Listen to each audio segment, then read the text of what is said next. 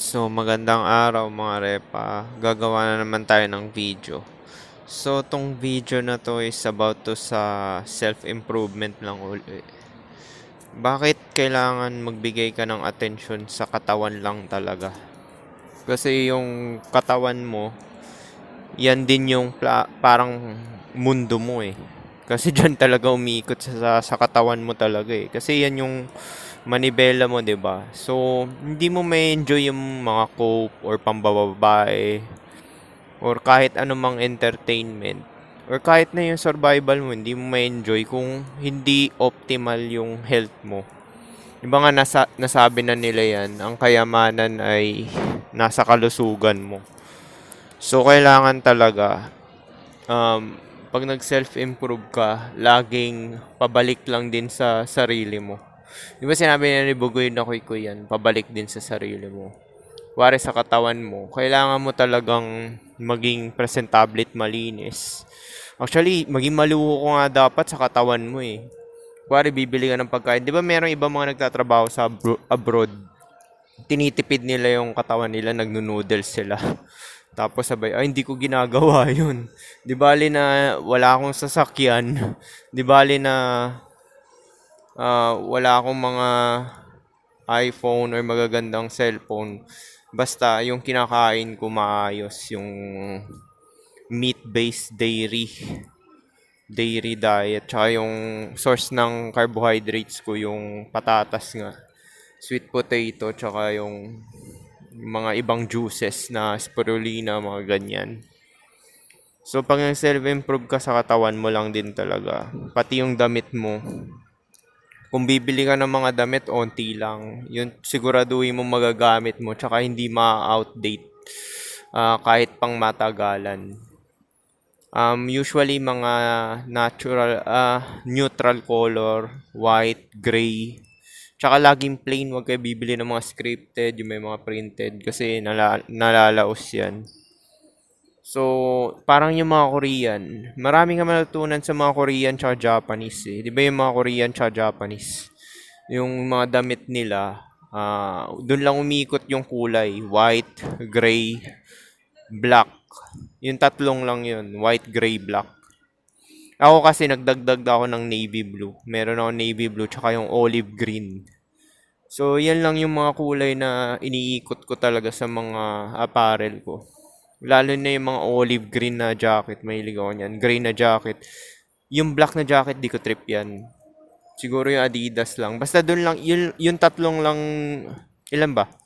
White, navy blue, gray, or charcoal. Light gray or charcoal. Tapos, yung black, doon lang talaga iikot. Laruin nyo, tsaka yung olive green. Yung military na green. Pangit yung brown eh. Okay yung brown, siguro t-shirt. Meron ako isang brown, pero hindi ako usually nag-i-invest sa brown eh. Basta doon lang talaga umiikot, doon sa madaling bagayan. Kasi kahit anong salpak mo doon, yun lang talaga eh. Tapos, nito lately, nag-shades na rin ako kasi nga, para hindi nila mabasa yung reaction ng mukha ko. Tsaka, protection din sa UV. Sana nga dati pa ako nag-shades eh. Na ano eh. Kasi malaki pala impact nun para talagang yung eyesight mo is tumagal pala ng matagal. Kasi lalo na kung trabaho mo babad ka sa arawan, di ba? Although hindi naman ako babad sa arawan, pero sa Pilipinas alam ko mainit dyan eh. So pagka lalabas ka, magko-commute ka, so masisinagan talaga ng araw. Eh di ba may nanotech yung katawan natin? Dahil nga sa pagkain na kinakain natin, inumin, tsaka hangin na nilalanghap. Nagiging nanobot yan. Tapos, tapos namumuo yan sa katawan. Tapos konektado yan sa lahat ng electronic devices. Tsaka sa mga gadget, tsaka sa kable ng kuryente. Tsaka daluyan ng kuryente. Pati sa tubig din. Meron test niyan eh. Malalaman nyo na totoo sinasabi ko about heavy metals tsaka nanotech. Ang totoong tubig hindi dapat nadadaluyan ng kuryente. Kasi may test niyan sa YouTube eh, panoorin nyo. Yung distilled water, dinaluyan ng kuryente, hindi na kuryente yung lalaki. Tapos yung nilagyan ng asin yung tubig, doon na nagko-conduct ng electricity yung tubig. So kung distilled water yung iniinom mo, is hindi yan nadadaluyan ng kuryente. Kasi wala kang heavy metals, di ba? Kasi yung salt, saan ba gawa yan? Sodium chloride, di ba? So, yan nga. Supposedly, ang tubig is hindi talaga nadadaluyan ng kuryente yan. Yung puro yung dagat nadadaluyan yan. Syempre, may salt na yan eh. Pero yun nga yung test na nagulat din ako. So, totoo nga talaga yung nanotech. Tsaka targeted din ako niyan eh. Kaya, the best talaga mag-exercise ka rin. Mag-invest ka talaga sa katawan. Hindi ka nga rin gano'ng madidepress ka. Basta preoccupied ka sa katawan mo eh. Kaya yung mga ibang pogi, di ba? Puro pa pogi lang ginagawa hanggang pagtanda. Ganon din yung tatay ko eh. Sabi ko, tayo na bakit kaya to? 70 na to, nagpo-polo pa rin, nagpapantalon, tapos t-shirt, sa sunglasses din. Pero hindi naman siya nagbubuhat, malaki kasi tiyan niya eh. Pero yun nga ang pagkakamali niya, dapat talaga nagte-training siya para talagang okay yung katawan. So yun nga yung napansin ko, dapat talaga pag nag-invest ka, more talaga sa katawan mo mismo. Kunwari, particular na sa pagkain talaga, sa pagkain, tsaka sa training, dumbbell. Pag nasa Pilipinas ako, pang high intensity training ko, 5 kilogram na dumbbells, dalawa. Yun yung pang full body training para pwede ka makapag Bulgarian split squat. Tapos tone lahat ng katawan mo pantay. 'Di ba kasi yung ibang mga gym brother natin, upper lang nila yung malaki, yung lower nila wala eh. Tsaka yung 5 kilogram, yun talaga yung pinaka parang basic talaga, pinaka basic sa lahat. Para pang full body na training. Meron nga, lalaki rin katawan mo nun eh. Merong bagong labas sa YouTube na nakita ko na nagte-training siya ng lightweight. Yun nga, malamang 5 kilogram yun to 7. Yun lang naman yung lightweight. Pag 10, medyo mabigat na yun eh, para sa full body. Hindi ideal sa full body yun. Kasi yung full body training, ang purpose niyan is parang combination niya ng pang-tone ng muscle. Hindi siya pampalaki talaga ng todo. Pero, meron siyang papalaki na muscle, tapos pang-tone lang talaga. Para hindi nag-deteriorate yung muscle mo. Tsaka pantay talaga yung laki sa buong katawan mo. Si Piolo Pascual, di ba, hindi lumalaki yung katawan niya ng todo talaga. Hindi kasi siya yung mga artista, hindi yan nagtitrain talaga ng mabigat. Pero lang kay Sian Lim. Sian Lim, nakita ko nagbubuhat talaga ng super bigat eh. Pero yung mga artista, hindi yan nagbubuhat ng super bigat. Sakto lang talaga. Kasi ang habol ng mga yan is stone lang din talaga. Kasi Piolo Pascual, di ba? Malamang mga 10 to 15 lang yung binubuhat niya, yung pinakamabigat na eh. Or nag-a-isolate din paminsan-minsan. So, actually, yun lang talaga bilhin mo eh. Bili ka ng 5 kilogram dumbbells pang high intensity full body. Tapos, siguro, kung hindi ka naman malaki, 5'8 to 5'9 ka lang, pwedeng 12 kilogram yung pang isolate mo. Dalawang 12 kilogram na dumbbells pang isolate. Pero kung 5'10 pataas ka, siguro medyo magaan na yung yung 12 kg. Siguro gawin mo baka 15 kg pang isolate pataas. Or 20 na. Gawin mo ng 20 kung malaki katawan mo talaga. Pang isolate mo. Hindi mo kailangan ng super bigat talaga kasi yung laki ng katawan, kung natural ka, hindi ka nag-aano talaga. Yun lang din talaga eh. Yun na yung max ng genetic mo eh. Yung mga nakikita mo super laki. Naku, matakaw sa pagkain yun. Di ba nga si Batista nga, di ba? Dahil matanda na siya. Nagpaliit siya ng katawan, di ba? Lumiit yung katawan niya ng naging slim fit na siya. Sakto na lang. Which is yun talaga ideal. Hindi ko gaya yung mga Schwarzenegger, yung kabataan niya. Hindi maganda yung ganun. Tsaka hindi na rin siya attractive sa babae. Although hindi mo naman ginagawa yung pambabae, pero hindi siya pantay para sa height eh. Parang hindi siya ideal eh. Kasi supposedly kung base sa height, yung sinusuot na damit mo is base yan sa ano, sa size, 'di ba, ng katawan mo. Kuwari, 5'7" ka. Siguro small ka na niyan. Yan na yung dapat mo isuot pag or medium. Pero kung nag-large ka sa 5'7", putya, medyo hindi mukha ka ng palaka niyan. Kung 5'8" ka, kagaya ko 5'8" and a half ako. So medium na yung sinusuot ko niyan. Medium na. Medium na yung sinusuot ko. Too large kung maging 5'9" ako. Nag-height maxing din ako kaya rin pala ako na busy. Hindi lang din yun. Hindi lang sa height maxing yung CPD na tinatapos ko. So yun nga, kailangan mo talaga maging makasarili na lang talaga para sa survival mo. Hindi mo na rin maiisip yung pambababae. Kasi may nag-comment paano daw makalimutan yung pambababae, yung mga ma-attract sa babae. Siyempre, para malimutan mo is panoorin mo lahat ng video dito sa FB, Filipino Black Pill. Nang maliwanagan ka. Tapos yan, mawawala ka ng gana. Magse-self-improve ka na lang sa sarili mo. Yung mga pinagsasabi ko dito, ginagawa ko rin yan Yung mga kinakain ko, hindi talaga ako kumakain din gano'n ng junk food. Pero minsan nag-cheat ako yung mga chichirya, paminsan-minsan. Pero hindi madalang yun, hindi talaga madalas yun. Paminsan-minsan lang din talaga siya. Siguro mga once every 2 months pa nga Hindi naman talaga siya So, balance lang din talaga gagawin mo.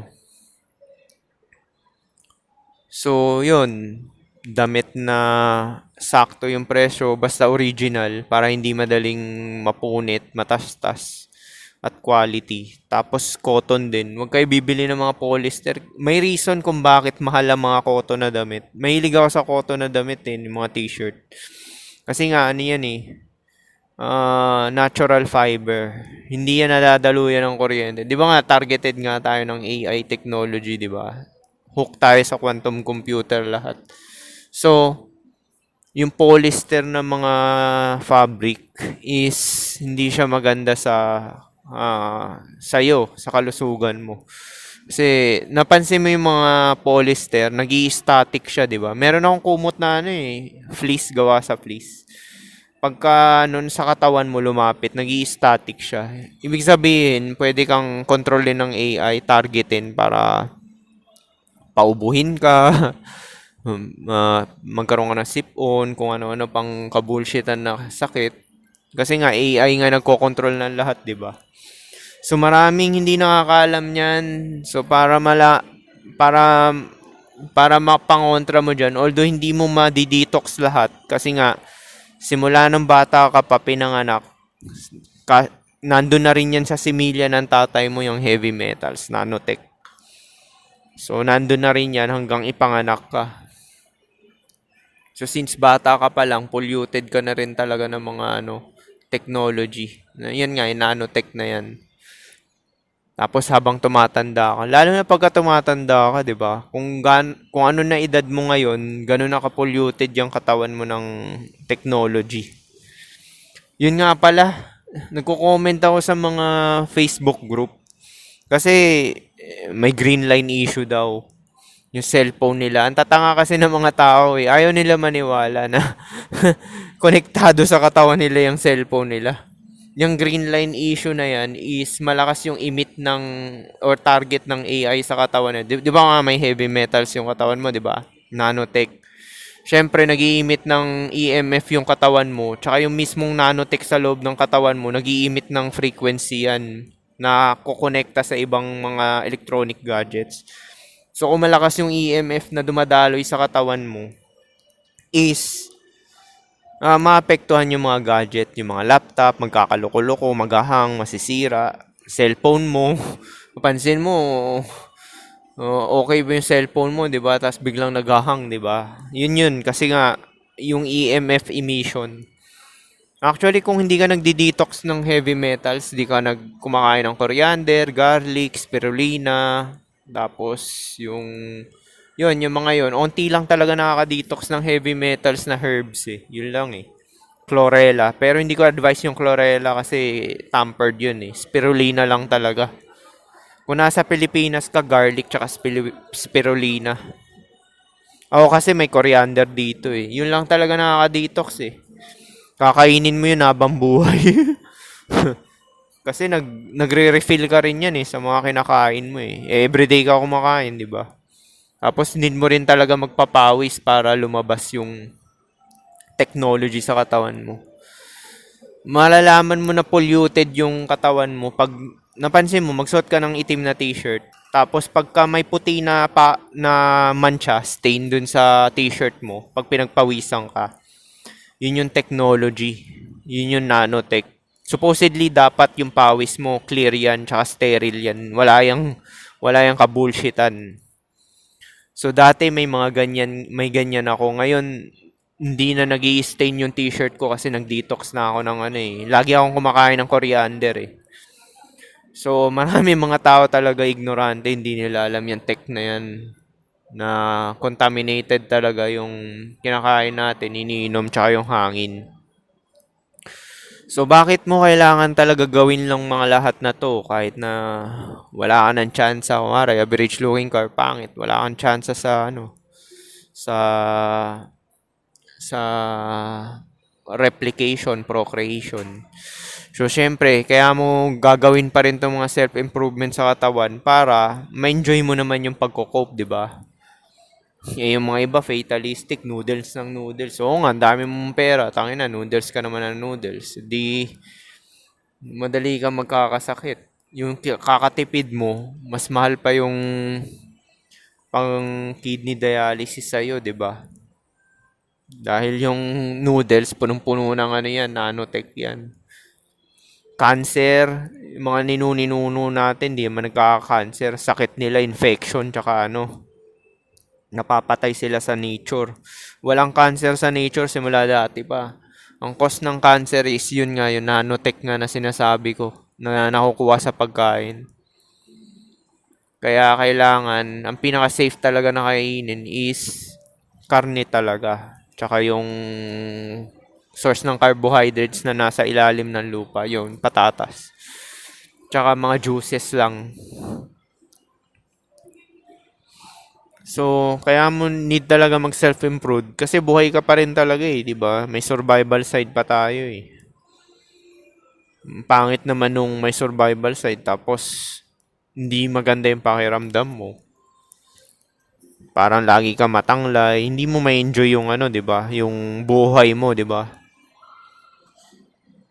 Kahit nga wala kang kotse or kung ano-anong kaluhuan diyan eh. Basta maayos yung pangangatawan mo, tsaka pakiramdam mo, yung health mo okay is parang masaya ka na rin eh. Kasi pagka in homeostatic yung katawan mo, ibig sabihin healthy ka, hindi ka na-stress niyan, less stress mo. Tapos may knowledge ka pa about sa black pill, is talagang parang kontento ka na rin talaga sa pagiging single, 'di ba? Mag-isa. Magiging kontento ka na rin. So, yun, may survival side kasi tayo eh. Need talaga natin mag-survive hanggang sa mamatay tayo eh. Ang drawback lang no, nahahaba buhay mo, di ba? Kung nagte-training ka, tas nag-detox ka ng heavy metals. O yun din yung kay Dr. Willie Ongo. Kay Willie Ong, di ba? Siya nagpo-promote. Yan kasi yung mga hypocrite kasi. Hindi ko naman tinitira yung doktor, pero ano kasi sila eh, red pill yung mga yan. By the book lang yan. Inaral lang din nila yan. Hindi nila inobserbahan kung talagang ano talaga nangyayari. Kaya hindi nila alam yung information about sa nanotech. Yun yung nagbibigay ng cancer. Napansin mo ba kung bakit may specific na sakit sa weather? Kasi, kuwari dito sa winter, sabay-sabay magkakasakit yung mga tao ng di ba? Ng flu, ubo, sipon. Ano ibig sabihin nun? Pare-pareho silang hindi nasa kondisyon. Eh malamang, nagsisend yung AI ng EMF sa kable ng kuryente or daluyan ng kuryente sa mga sakit. Tapos, yung nanotech sa katawan mo, nire-receive niya, antena. So parang yung katawan mo, antena yan eh. Antena yan ng EMF na sinesend ng nanotech eh. Kaya sabay-sabay sila magkakasakit. Parang dun sa sa ospital ng pagtatrabuhong ko. Meron dun room 7, apat yung pasyente nasa loob. Pare-pareho sila nagkaroon ng norovirus. Ano ibig sabihin nun, di ba? So yun, hindi nila kasi alam yan eh. Si Willie Ong din, hindi niya alam yan eh. Tsaka sinasabi niya mag-exercise. Eh, yung pangangatawan na yun, mukha ba nag-exercise yun? Eh, payat siya na malaki yung chan, di ba? Nung healthy pa. Nakita ko siya nung healthy siya eh. Ganun yung itsura niya eh. Mapayat siya. Wala nga siyang ka-bicep eh. Tapos malaki yung chan. Bondat. Eh ngayon, nangayayat na talaga siya kasi may CA siya, di ba? Yun sa kinakain yan. Balanced diet pinopromote nila. Hindi naman sila nagdi-detox ng heavy metals. Kaya sinasabi ko sa inyo, pag nag-detox ka ng heavy metals, tsaka nagte-training ka, 100% di ka dadapuan ng cancer. Kakasakit ka ng infection kung sa katagalan, pagtanda mo. Pero yung cancer, igagaranti ko yan, hindi ka magkakaroon ng ganyan. Kaya makokontrol mo pa rin yung kamatayan mo, di ba? Sabi ng iba, paano kung dapuan ka ng cancer? Hindi mo naman alam na dadapuan ka ng sakit. Di makokontrol mo kaya yung cancer dahil sa mga kinakain mo. Kung alam mo yung kinakain mo, walang nanotech masyado, di ba? Ganun lang naman yan eh. Tapos, yun. Parang yung di ba?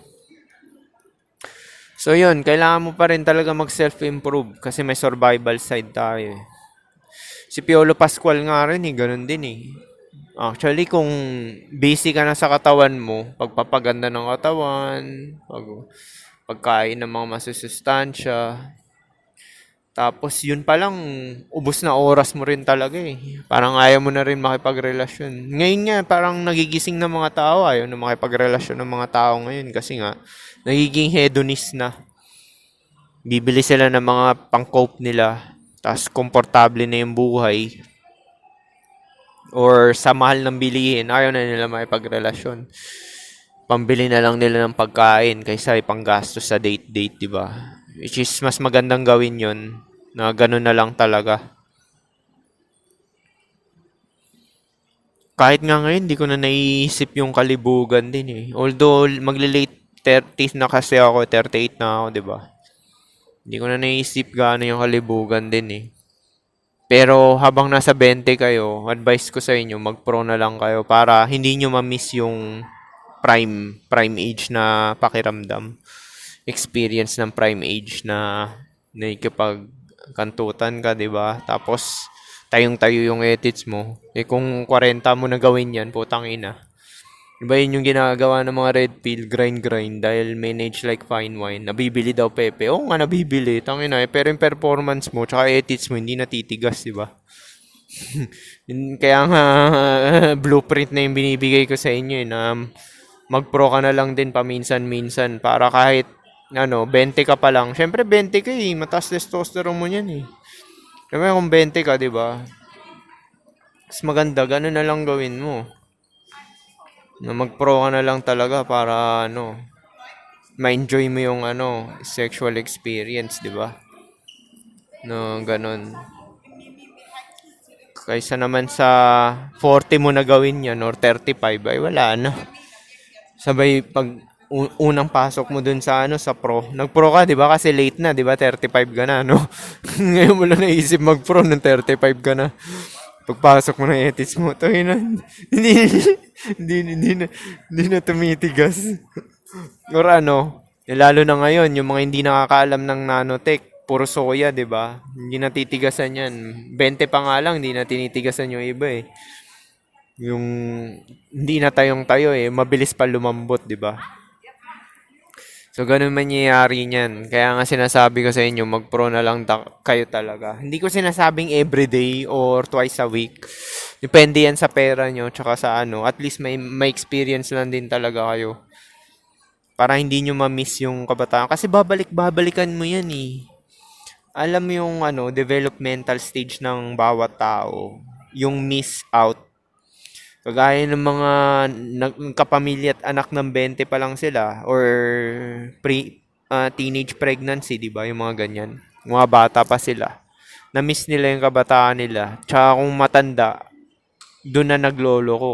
Parang nangyari dun sa asawa ni Consunji, 'di ba? Si Maggie Wilson tsaka si Richard Gutierrez. Doon na nagloko. Si Drew Arellano matalino. Inanak ka na marami. 6 na yung anak eh. 6 na yung anak ni Iya Villania eh, no? Pinarami ni Drew Arellano eh. Sabi niya, tangina, bansot ako. 5'8 lang din yun si ano eh, si Drew Arellano eh. Bansot lang din yun eh. Sabay ano. Sabi niya, tangina, parami na lang talaga ako ng anak para hindi talaga ako iiwan na ito. Kasi may chance talaga iiwan ka eh. Hypergamy yan, di ba? Ano. Tapos, yung developmental stage pa na may miss. Kaya maraming average looking tsaka pangit na iinis eh, di ba? Pagka nice guy finish last sila, di ba? Kasi nga, yung tira-tirang babae, yun yung mga ano nila. Parang hindi rin sila kontento dun sa nakuha nilang babae. Kahit sabi mo maganda yan. Kasi nga, ginagamit lang sila for security reason lang. Parang yung kay Chis Escudero. May pamilya na si Chis Escudero nung una, di ba? Kung ako kay Chis Escudero, hindi ko napapatulan si Hart. Kung papapatulan yun. Obvious naman na transfer lang din ng wealth ang gusto ni Hart. Di naman magkakanak na si Hart, di ba? So, kung ako ganun kayaman, magpo-pro na lang din ako. Papayagan ba siya ni Hart mag-pro? Yun yung sinasabi ko eh. Kung marami kang pera, mag-pro ka na lang talaga. Mga bata pa. Kasi ganun din yun eh. Binuhin mo, busy si Hart. Tingin mo ba makakascore si Cheese parati niya? Laging alis ng alis dahil sa fashion, di ba? Tsaka, yun din yung nakita ko sa YouTube. Ang papatulan mong babae na pang long term, yung kailangan na kailangan ka talaga. Yung dependent sa'yo. Kasi kung hindi ka kailangan, kumari, nagtatrabaho ka gaya ni Hart, tangina, pwede ka iiwan yan. Maggie Wilson, marami nang ano yan, yung Marlo, iiwan ka niyan pagka ano, may opportunity. Kasi, hindi ka naman niya kailangan eh. Kaya, yung babae na pang long term mo, yung kailangan ka talaga. Ganun din ginawa ng tatay ko, di ba? Bakit hindi niya pinatrabaho yung nanay ko? Although, medyo madugo yun kasi nga beta box provider ka. Pero ganun pa rin, masusulot din yun kung mayaman yung babae rin. Yung lalaki na tumarget doon. May anak eh. Na ano eh. So, paano? Kailangan nyo pa rin mag-self-improve para ma-enjoy nyo yung excision pabalik din sa katawan nyo. Ito nga eh, bibili nga ako ng mga mumurahin na shades. Quality naman yung mga shades dito eh. Tsaka Ray-Ban. Never pa ako nagka-Ray-Ban eh. Tatry ko magkaroon ng isa or dalawang Ray-Ban. Kasi lagi na ako mag-shades pag lalabas. Kasi nga, puro kapestihan tong mga nandito sa environment natin, di ba? Puro nanotech. So kung ano man cope nyo, basta ikabubuti ng katawan nyo at saka physical, mental, saka spiritual nyo is yun na lang talaga i-pursue nyo. Kasi yung mundo mo talaga, depende yan sa perspective mo. Sinabi na ni SQS yan eh. Yung earth is yung katawan mo mismo. Kasi connected yan eh. Connected sa hangin. Kaya nga sinabi ko sa inyo, walang space, di ba? Wala ring time. Wala ring gravity. Ganyan pag na-black pill ka, walang time, walang space. Etong papatunay walang space. Yung paa mo, nakakontak sa lupa, di ba? O, umalis ka sa lupa, mag-swimming ka. Sun contact, tubig. Matter pa rin yan eh. Tapos in contact pa rin yan sa hangin. So saan ang space doon? Illusion ng space. Kuwari yung isang tao, isang metro ang dipa, space na ba yan? Hindi ah. In contact kayo sa hangin tsaka lupa. Saan ang space? Walang space. Isang consciousness lang tayo. Kahit ngayon travel eh. Pag na-enlighten yung mind nyo, hindi ka naman talaga pupunta sa ibang space eh. Kasi consciousness lang din yan eh. 'Di ba? Consciousness lang yan which is material. Illusion din yung pag-travel mo na punta ng ibang lugar. Kahit ito, napunta ako ng lugar na ibang lugar. Consciousness lang din yan na parang isang matter lang din. Wala talagang nag-travel. Dahil isang matter lang yan eh. Isang consciousness which is matter lang. Kaya nga pagka na-reach nyo yung enlightened na mind di-dissolve yung oras na yan tsaka yung demarcation na sinasabi ni SQS, yung separation, oneness na yan, which is nga consciousness ng matter. Biruin mo, gugulat ka. Walang ikaw na nag-travel. Kuwari, travel ka papunta ng ibang bansa. Wala yan. Isang consciousness lang din yan. Nature lang din yan. Pero yung program kasi ng matter is yun talaga. Mag-contract, mag-mutate, survival, tsaka procreation. Mundo nyo no? Walang space, tsaka wala talaga nagta-travel. Totoo yan, wala talaga. Kasi consciousness lang din yan eh. Ang nag-ano niyan is yung consciousness ng matter. Dalawa kasi yung consciousness na yan eh. Yung isa yung pure consciousness, which is yung kawalan nga, yung sinasabi nilang Diyos. God doesn't exist, di ba? Yun nga yung pure. Yun yung ginagamit as battery neto. Kasi nga, itong consciousness ng matter, di ba, nagdi-dissolve. Dying siya, di ba? Unti-unti siya naagnas. Papunta sa kawalan.